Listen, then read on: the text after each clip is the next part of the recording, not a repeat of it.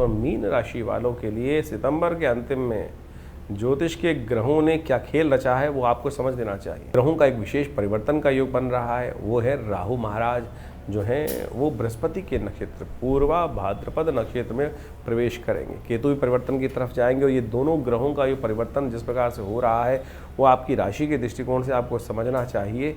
थोड़ा सा ध्यान एकाग्र करने की ज़रूरत है, भ्रम की स्थिति को डाल सकता है। इस वक्त बृहस्पति की दृष्टि राहु पर पड़ रही है और वो जहाँ बैठे हैं वो कहीं ना कहीं थोड़ा सा नेगेटिव भाव है और वहाँ राहु का भी बृहस्पति में जाना यानी विचारों में कुछ ना कुछ भ्रम की स्थिति उत्पन्न करने की स्थिति हो सकती है। यानी हमको लगेगा कि बहुत अच्छा चल रहा है और लेकिन शायद एकदम कोई ना कोई नुकसानदायक स्थिति उत्पन्न हो सकती है। अब राहु महाराज पूरी शक्ति में आ गए हैं।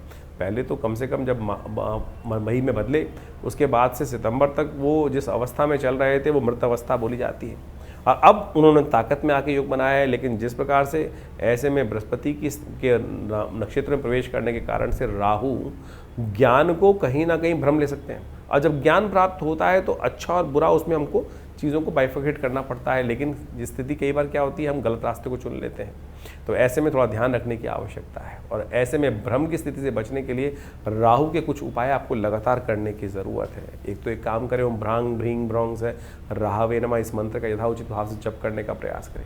शाम के समय जब सूर्य अस्त हो जाए तो घर से एक काम करने का प्रयास करें, घर से दक्षिण स्थिति में घर के दक्षिण में एक दिया अवश्य जलवा दिया करें। ये राहु के नेगेटिव प्रभाव को दूर करने के लिए अच्छा होगा और साथ साथ नेगेटिव सायों को दूर करने के लिए भी घर में एक रास्ता बनाएगा। नहीं तो भ्रम की स्थिति अननेसेसरी मीन राशि वालों के लिए परेशान करने की योग बनाएगी।